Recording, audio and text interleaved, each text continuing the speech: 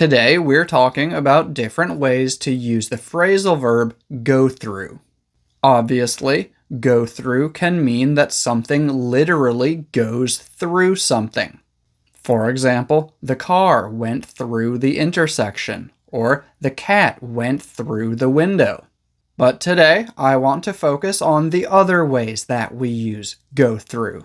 Although there are about 8 ways to use this phrasal verb, in this video, we're just going to focus on 6 of them.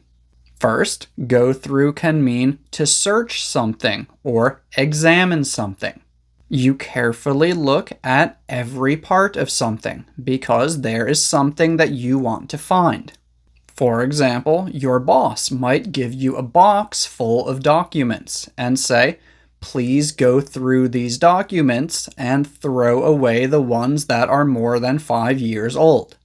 In that example, go through basically means check each one of the documents. Or maybe you're trying to find something in your refrigerator.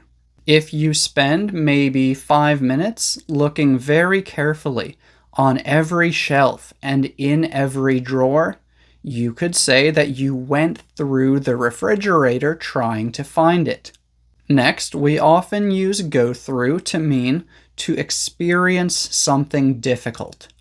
For example, we all go through hard times, means that we all experience difficult periods in our lives. Or if your friend tells you about something very bad that happened to them, you might say, "I'm sorry you had to go through that." That just means, "I'm sorry that happened to you."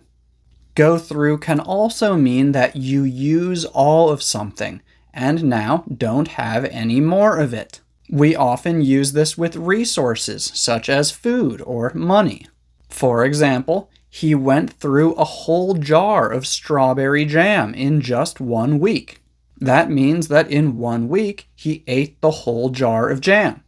Or she went through her savings very quickly. That means that she spent all of the money that she had previously saved very quickly.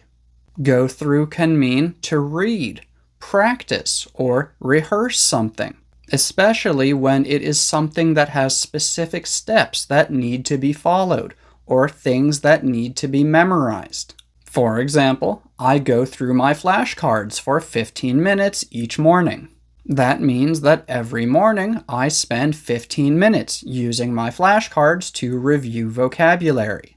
I have many flashcards and I review them one by one.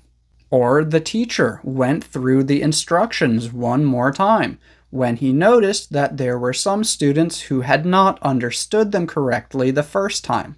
He went back to the beginning and explained each part of the instructions one more time. You might also hear about something going through your head or going through your mind. This basically just means that you have an idea, especially when you only have the idea for a short period of time. For example, someone might say, "I don't know what was going through his mind." That basically means, "I don't know what he was thinking," or "I don't know why he did that." Or if you see that someone is thinking very hard about something, you might say, "Tell me what's going through your mind."